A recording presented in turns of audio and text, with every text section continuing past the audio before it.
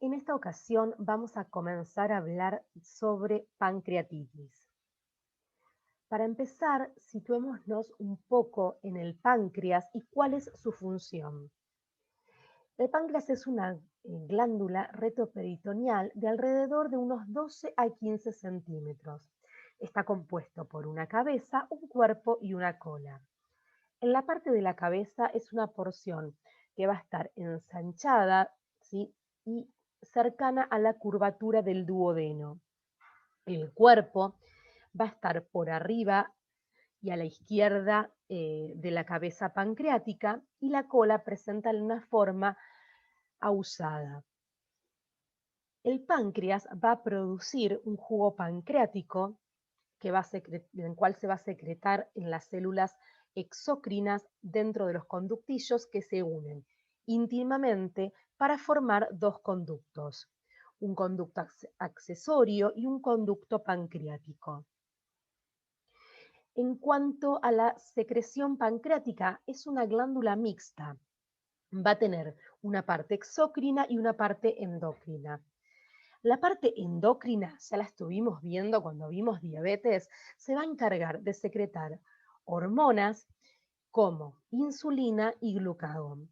En cuanto a la parte exócrina, es una parte que participa en la digestión y va a contener ácidos pancreáticos que secretan enzimas digestivas que se liberan ante la presencia del alimento en el estómago. En cuanto a las enzimas, tenemos aquellas que son proteolíticas, es decir, que van a participar en la degradación de las proteínas, en donde encontramos la tripsina, la quimiotripsina y la carboxipolipeptidasa. En cuanto a las enzimas lipolíticas, son enzimas que van a participar en la degradación de los lípidos, y tenemos la lipasa, la colesterol esterasa y la fosfolipasa. Y en cuanto a las enzimas amiolíticas, la amilasa, que va a participar en la degradación de los hidratos de carbono, más puntualmente de los almidones.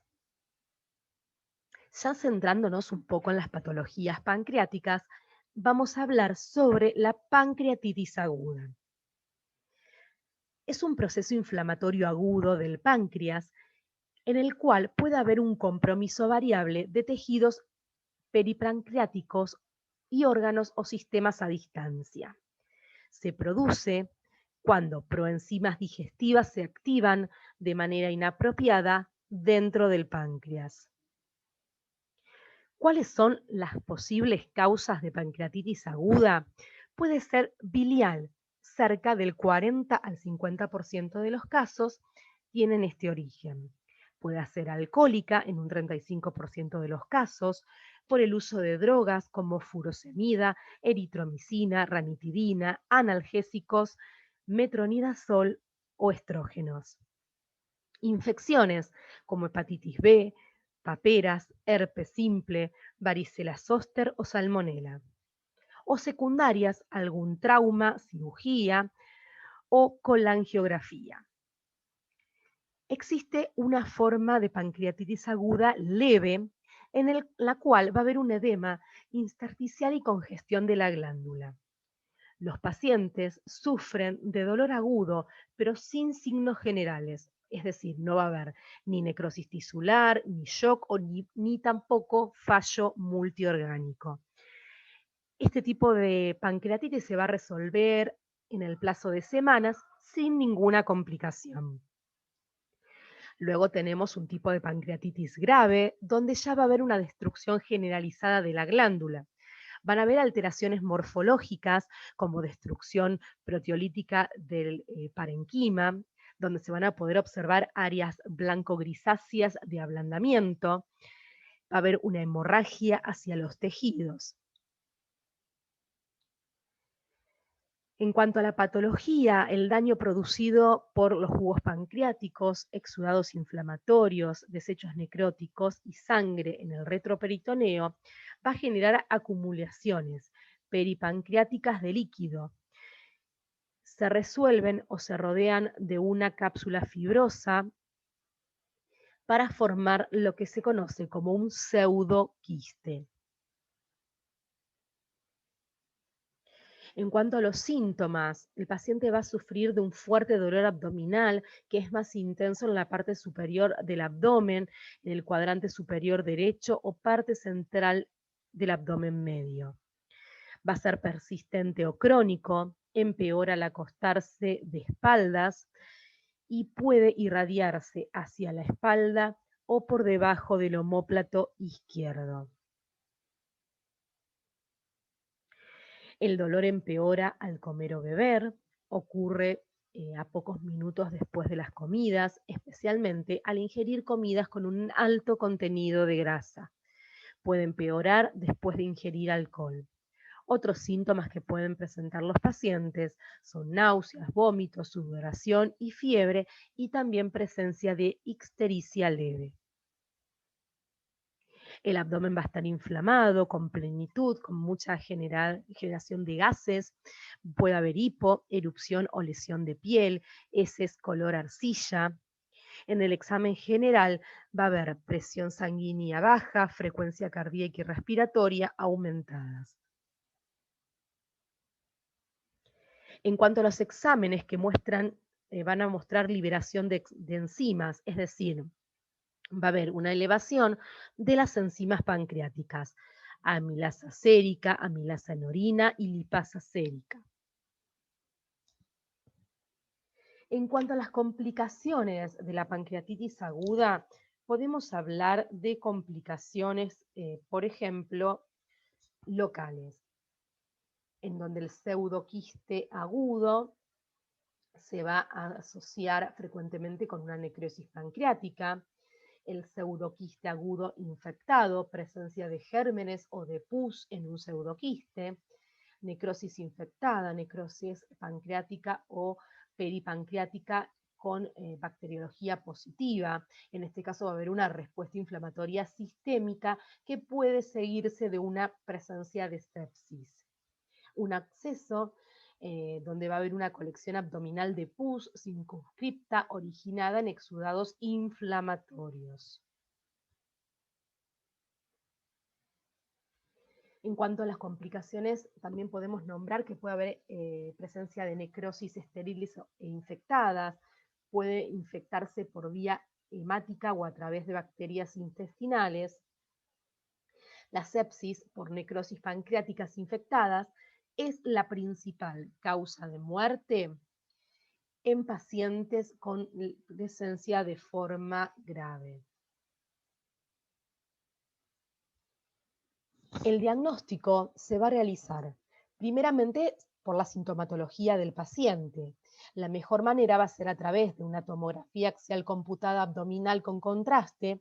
En el caso de la pancreatitis leve se va a observar un edema de la glándula e inundación de la grasa peripancreática. En cuanto a una pancreatitis grave va a haber una acumulación definida de líquidos y focos de necrosis pancreática. Se puede recurrir a la aspiración con aguja de las zonas necróticas. En cuanto a los objetivos que nos vamos a plantear en el tratamiento, van a ser proporcionar medidas de apoyo tales como reemplazo de líquidos por infusión intravenosa, alivio del dolor, supresión de la ingesta de líquidos y alimentos por vía oral para restringir la actividad pancreática para que no se empeoren los síntomas. Es decir, estos pacientes van a tener indicación al inicio de nada vía oral. Ocasionalmente se puede requerir succión nasogástrica cuando hay vómito persistente, dolor fuerte o si se desarrolla, por ejemplo, un ilio paralítico. Cuando hablamos de una pancreatitis severa, tenemos que hablar de que hay una autodigestión pancreática, que se desencadena un proceso inflamatorio local, se va a amplificar rápidamente porque hay una amplia liberación de citoquinas inflamatorias y otros mediadores proinflamatorios. Se va a generar un síndrome o fase de respuesta antiinflamatoria compensadora. Para la buena evolución debe existir un equilibrio que no inflame exageradamente ni tampoco inmunoparalice al paciente. Las lesiones a nivel de la mucosa intestinal debido al CIRS, shock y sus tratamientos, ilio, provocan alteración de la barrera intestinal, una permeabilidad aumentada que va a permitir el paso de endotoxinas desde la luz a la circulación sistémica. Va a haber un aumento de la translocación bacteriana intestinal, un pasaje de endotoxinas y bacterias a la mucosa, generando una inflamación local y mayor producción de citoquinas proinflamatorias. Estos pacientes con pancreatitis aguda severa van a tener un alto costo metabólico. Van a tener una fase de shock hipovolémico y séptico, una fase de flujo o hipermetabólica, y a partir de la segunda semana se produce una etapa prolongada en la mayoría de los pacientes, que se va a caracterizar por infecciones locales o sistémicas con falla de órganos, que precisa de algunas intervenciones quirúrgicas. Es decir, que va a ser un paciente que va a estar séptico, inflamado, complicado y que encima va a requerir entrar al quirófano en reiteradas ocasiones. Con lo cual nos referimos a que este tipo de pacientes con pancreatitis aguda severa son pacientes críticos prolongados, es decir, el estado crítico del paciente va a ser a largo plazo. Con esto finalizamos esta presentación. Muchas gracias.